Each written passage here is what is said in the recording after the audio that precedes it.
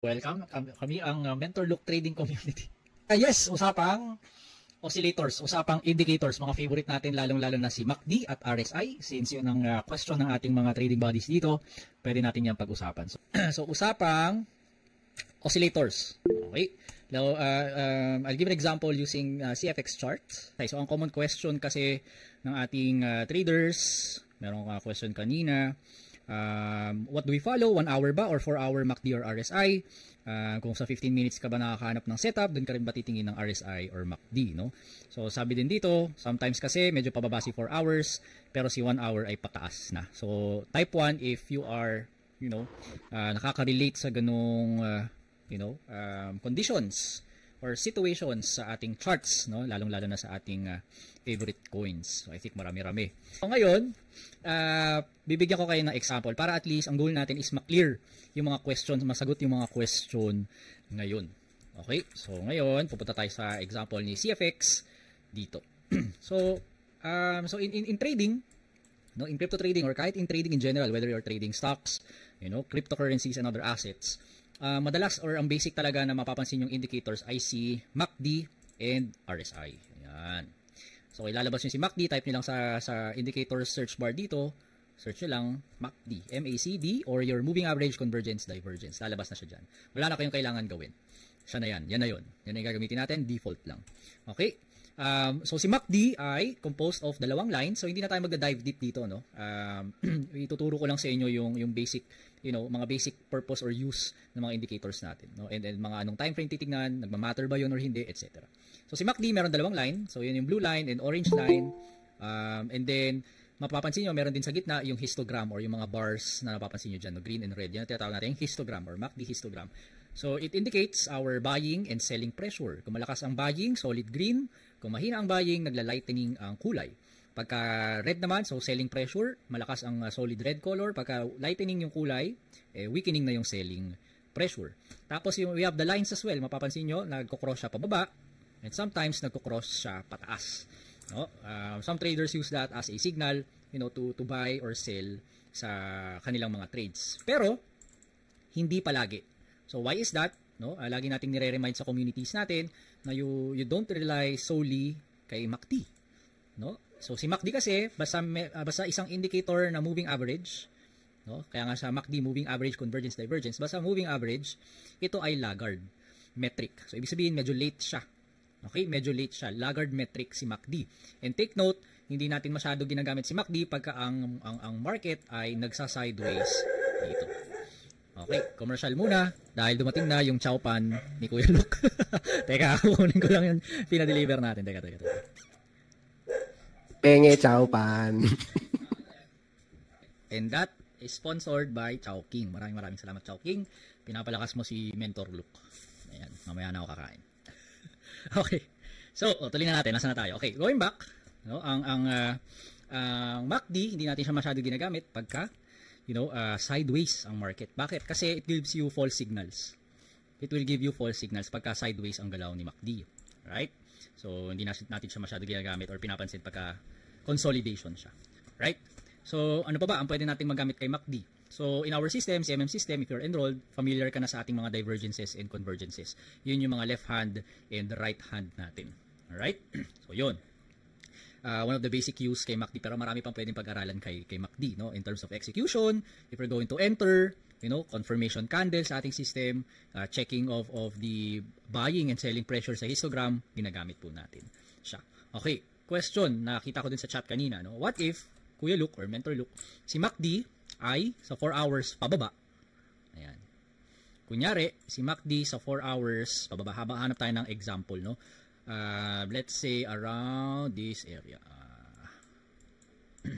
Around this area, let's say si MACD ay pababa. So sana meron good example.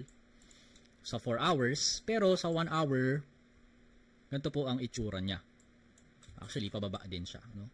So may mga times kasi na ganun, no? Sa 4 hours pababa, pero sa 1 hour paangat na. Alright? Sa 4 hours pababa, sa 1 hour paangat na. So dito sa 1 hour nagla-lightening, pero sa 4 hours ngayon sa recent trend niya, nagla-lightening naman yung yung buying pressure. So maraming ganung mga analysis from traders lalo na sa mga beginner dito sa ating CMM system. So ang advice ko or ang reminder ko sa inyo, iwasan natin yung ganung it's a good observation, pero iwasan natin yung ganung pagkuha as a confluence kay MACD. Bakit Kuya Luke? Kasi it really happens, no? Different time frames will give you different perspectives. Correct? Different time frames. So for example, kay daily, right? Kay daily time frames, sino dito ang ganito? Mag-analyze ng trend. So when I say analyze ng trend, uptrend or downtrend, sino dito ang ganito? Sasabihin, mentor, sa daily time frame, bullish. Yan, sabi nila bullish. So pagka tinanong ko, okay, what is bullish for you? Define bullish. So ang sagot nila, kalimitan, MACD bullish cross, Kuya Luke. Ayan. Diba? Sila ditong ganun. Type 1, huwag maiya. Or ganun before. Sila ditong ganun before. Diba? Mentor, bullish yung coin. Hindi ako mag-short. Kasi one day, bullish cross. Tama? Sila ditong ganun before. Guilty dati. Ayan. Pero, in reality, ano ba yung trend ni CFX? Bullish trend ba siya or bearish trend ba siya looking at the daily time frame? Downtrend, bearish. Tama? So, why will you say na it's bullish? Dahil lang ba nag-bullish cross si MACD? Nag-bullish cross na rin si MACD dito sa part na to. Right? Nag-bullish cross na, ano nangyari? Nag-continue pa siya ng lower low. Nag-bullish cross din si MACD dito sa part na to. Ganun ulit. Although, yes, umangat siya ng kaunti. Nag-lower low din. Kumbaga, it was a part of a trend. Right? A downtrend. Nagbigay siya sa iyo ng mga impulses. When I say impulses on a market structure perspective, yun yung mga lower highs mo. So, it's still a downtrend. Right? So, until we see a very big breakout, yan, or reversal patterns in the bigger picture, pagka bumasag yan, doon natin pwede masabi na maging bullish na yung trend. May signs of reversal ka na, may right hand na sa bigger picture, etc. etc. Malinaw? Yun ang mga common mistakes, no, sa paggamit kay MACD. So iwasan natin yung okay, daily time frame bullish pero sa 1 hour bearish. Medyo magkakalituhan ka na. Talaga mag-iba po yung ibibigay niyan, no? At some point parehas, okay siya, pero most of the time magkaiba kasi different time frames, different picture, different trend. 'Di ba? Pwedeng sa daily time frame ay downtrend ka, pero when you're analyzing sa scalping na maybe you can see breakouts already. Tama, ayan. Like this one. Tama? Sa lower time frame, meron ka ng breakout play. Yun. Will you not trade this breakout? Ganda niyan. Right hand, bounce on common support. Right? Ano pa mga confluence natin dito? Nag-bounce sa Fibonacci, low to high, around 382, nag-support. Ayan, may mga previous low. TRBO. Yung iba, hindi tinitrade yan. Bakit? Ang confluence nila, mentor, bearish kasi. Bearish sa 4 hours or sa daily, bearish, cross si MACD. Tingnan natin, observe natin yung MACD, itong 15 minutes na to. Although, yung 15 minutes na breakout na to, observe natin si MACD dun sa higher time frame. So, let's say 1 hour. Okay, yes, actually, sa 1 hour nga, yan. Very good example. Sa 1 hour, nag-bearish cross siya. Doon na lang bumutas, doon na lang nag-recover nung nag-breakout na.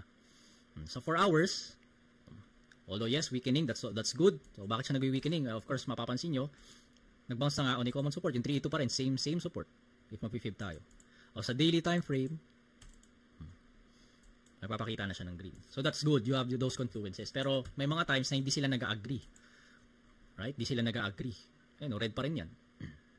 Pero lower time frame, scalping, or 15 minutes intraday, you have a TRBO. So ano ang pinupunto ni Kuya Luke dito? Okay, makinig. Para at least mag-shift yung perspective ninyo sa charts. Lalong-lalo na sa indicators. Okay? Ang priority ninyo, ito, gasgas na to, lalong-lalo na sa mga, members natin, traders natin under my community. Ang priority ninyo is support and resistance. Okay? You always base your decisions sa SNR.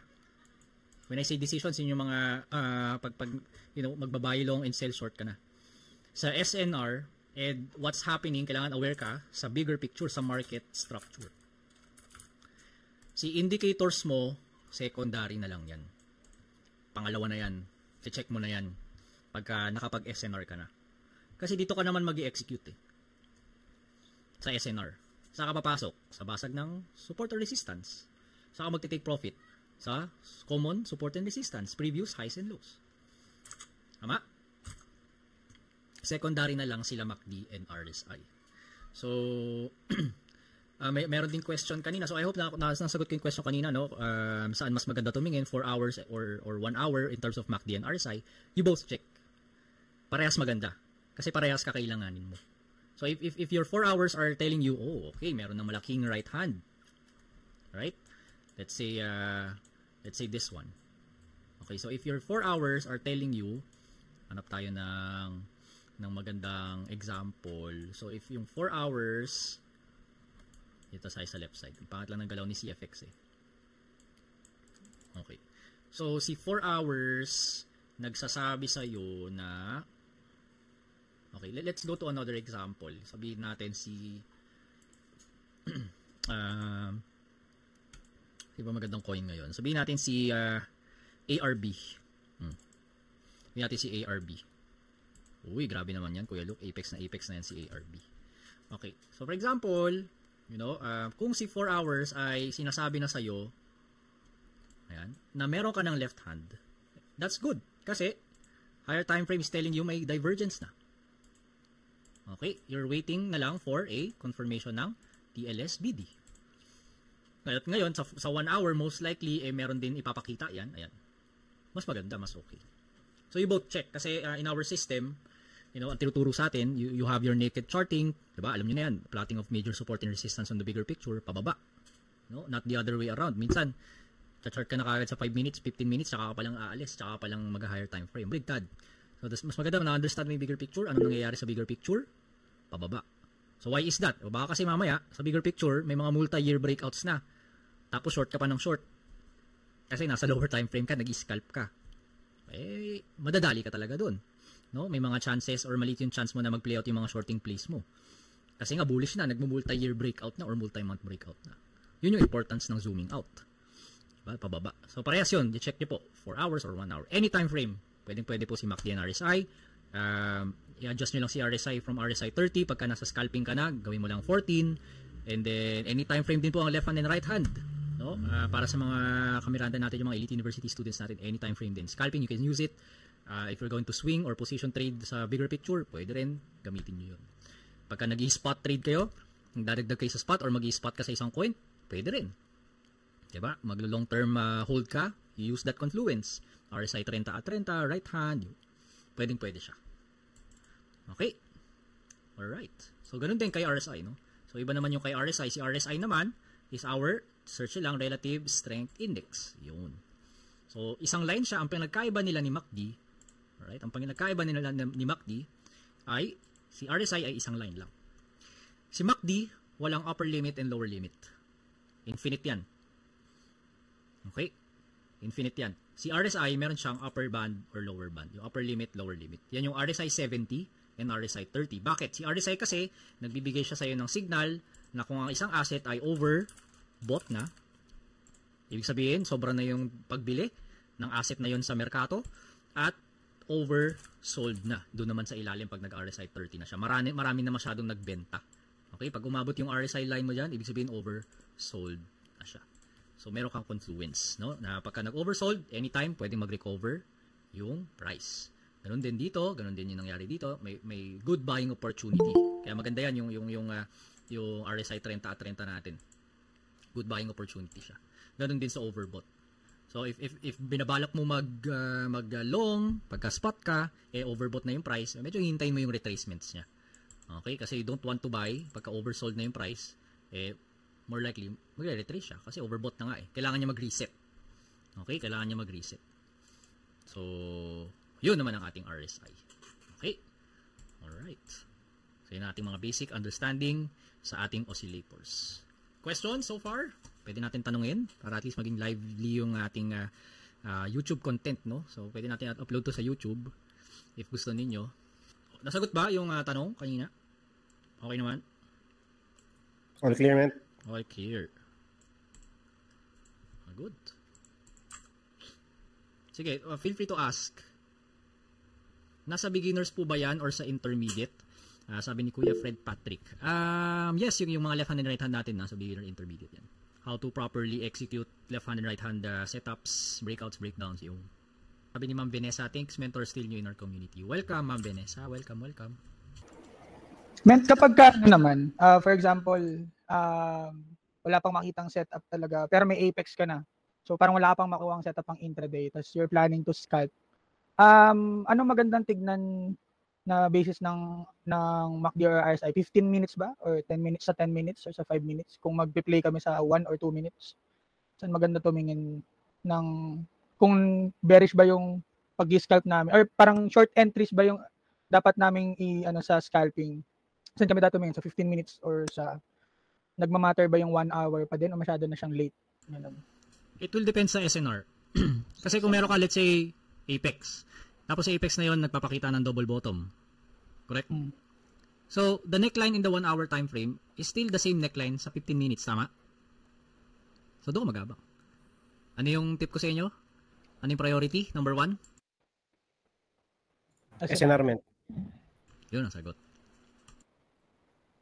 Kung wala na, so gusto ko lang i-close lang natin tong video na to for the YouTube video. So MACD and RSI, very important yan sa analysis natin. Alright? Malaking bagay yan sila. Those are indicators. Those are your guide.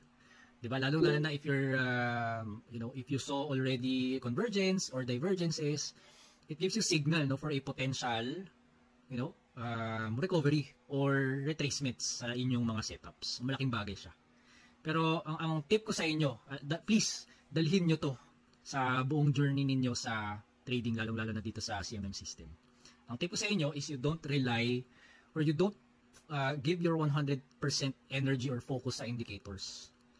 Kasi it will ultimately result sa analysis paralysis. Yun yung diniscuss natin kanina. Okay? Analysis paralysis ang abutin nyo dyan. Yun yung mga BB50, guide lang natin yan sila. Guide lang natin yan sila. Okay? So you don't over complicate things by looking at MACD cross, bearish, bullish cross. Does it matter? Kasi again, ang pasok mo is from the setups eh. So how do you find setups? By plotting support and resistance. Correct? Alright. So yun lang. Like and follow for more. Okay, stop ko na yung recording.